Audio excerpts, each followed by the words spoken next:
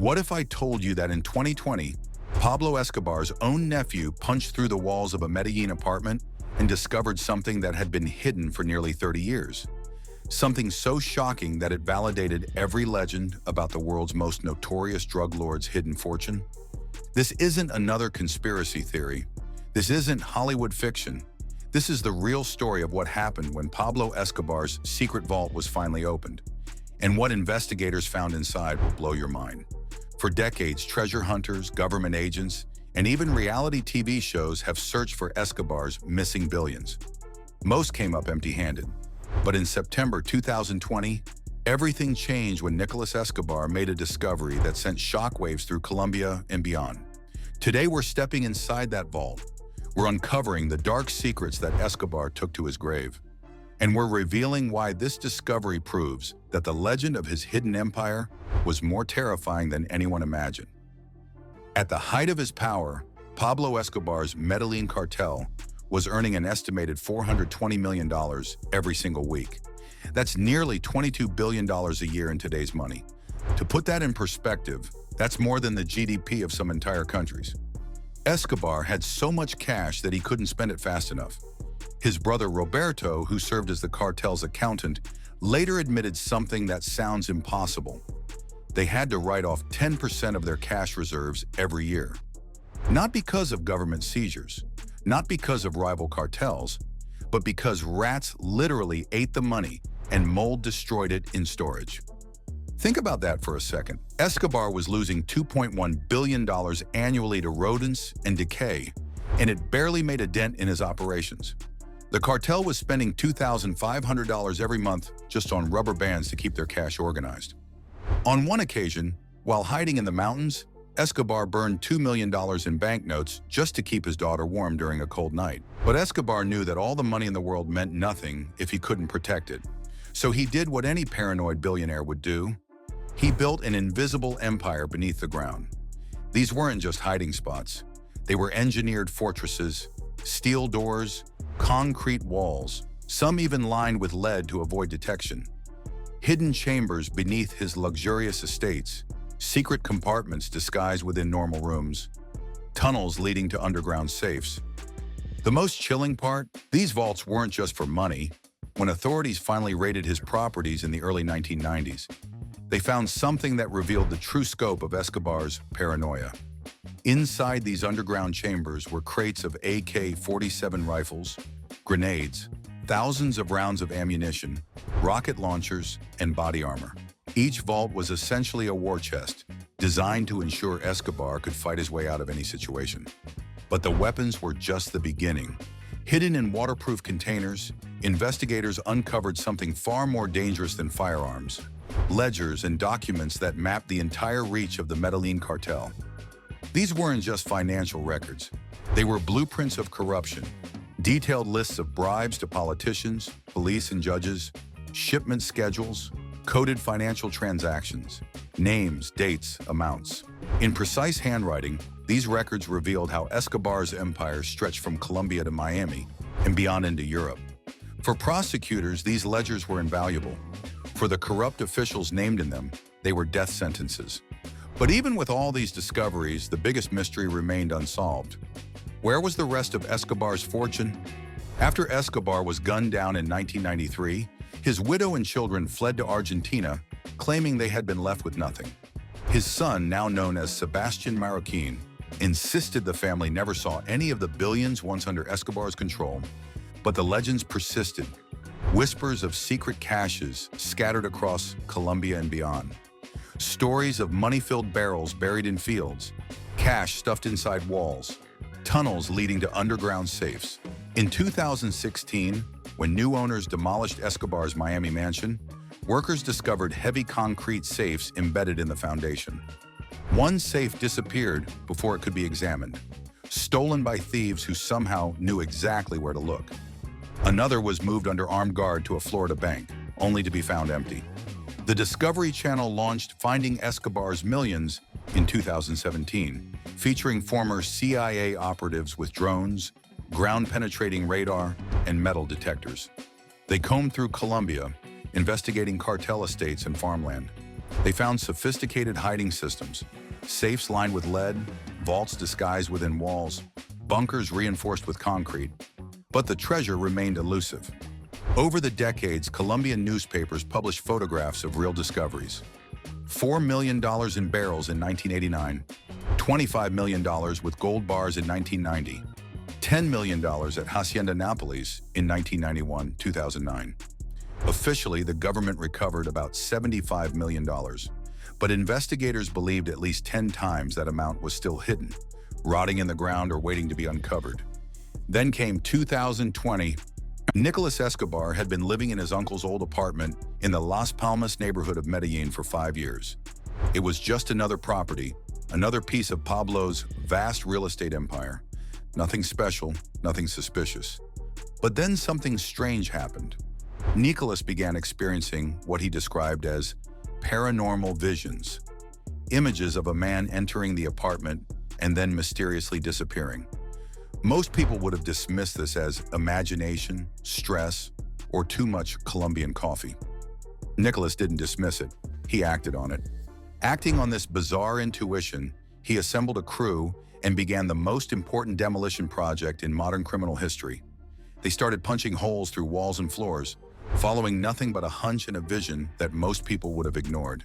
And then they broke through. When Nicolas Escobar's crew finally broke into the concealed space, the first thing that hit them wasn't what they saw, it was what they smelled. Astonishing, 100 times worse than something dead, Nicolas later recounted.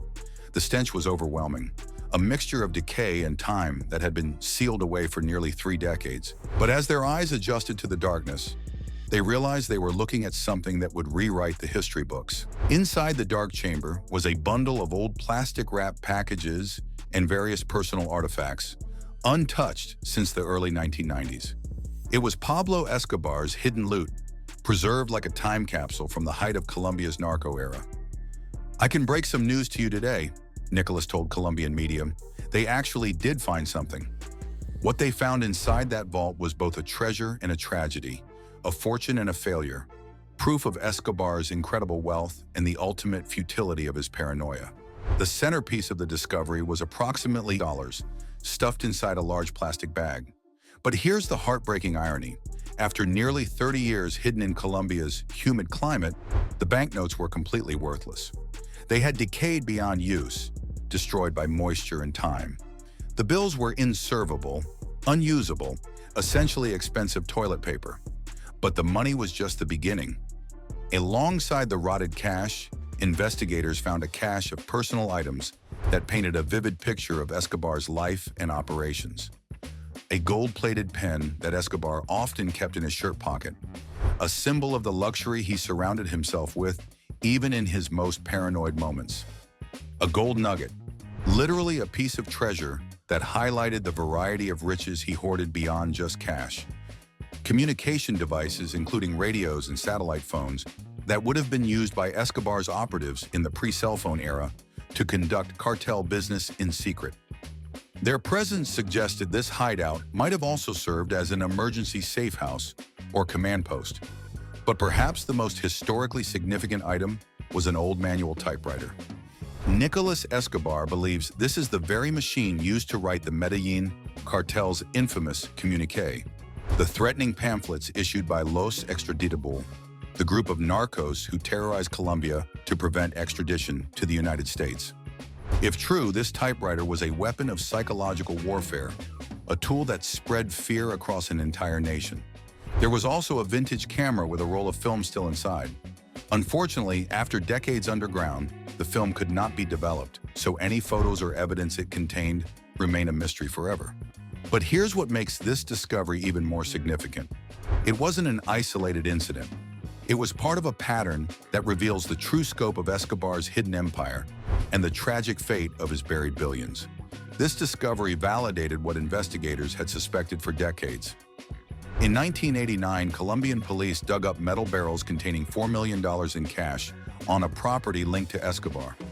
In 1990, a vault hidden in a cartel safe house yielded an estimated $25 million plus several gold bars.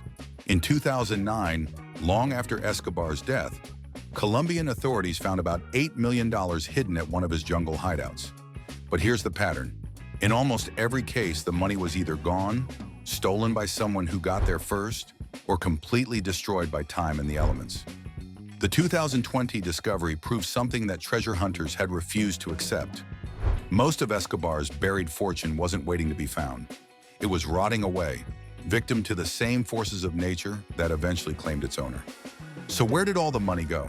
How does a $30 billion fortune simply vanish? The answer lies in the very paranoia that drove Escobar to hide it in the first place. By trusting no bank, no accountant, and only a handful of family members, Escobar created a system so secretive that even he couldn't fully control it. Some of it was seized by authorities, about $75 million officially recovered over the years.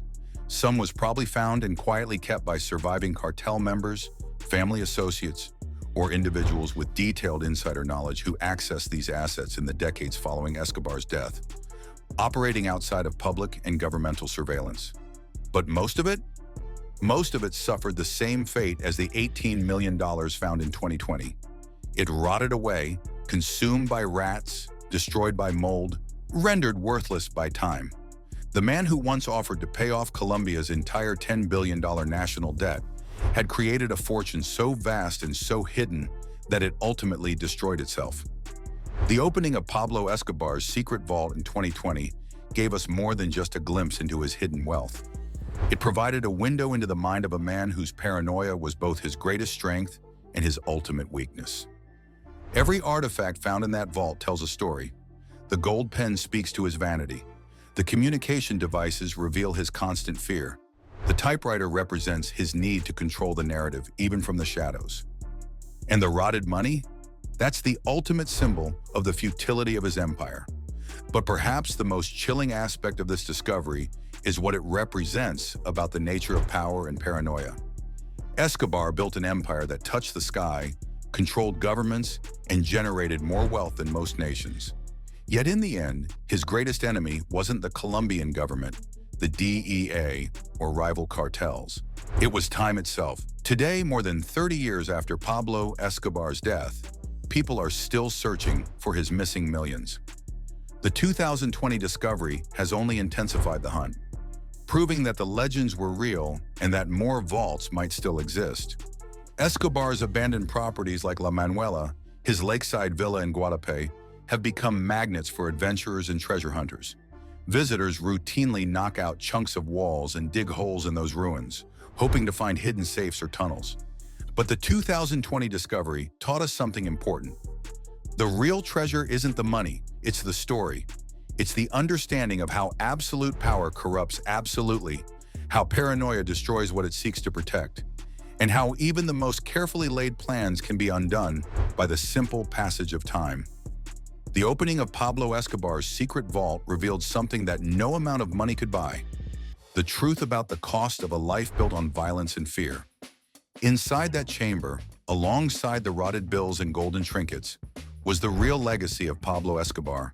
Not the billions he accumulated, but the paranoia that consumed him, the fear that drove him underground, and the ultimate futility of trying to build an empire on a foundation of blood and terror. The vault has been opened, the secrets have been revealed, and the legend of Pablo Escobar's hidden fortune has finally been put to rest. Not with the discovery of unimaginable wealth, but with the realization that some treasures are too cursed to ever be claimed. The king of cocaine built an empire that ruled the world, but in the end, the world reclaimed everything he tried to hide. The story of Pablo Escobar's secret vault proves that even the most powerful criminals can't escape the ultimate truth. What goes up must come down, and what gets buried eventually rots away. But this is just one piece of the puzzle. The criminal underworld is full of hidden fortunes, secret empires, and shocking discoveries that most people never hear about. If you want to dive deeper into these untold stories of power, wealth, and the dark side of human ambition, make sure you're subscribed, because we're just getting started. And if this story of Escobar's vault fascinated you, wait until you see what we've uncovered about El Chapo's sons and their billion-dollar empire that's operating right now. Click on this video to discover how Los Chapitos built a criminal organization that makes their father's cartel look like a corner store operation.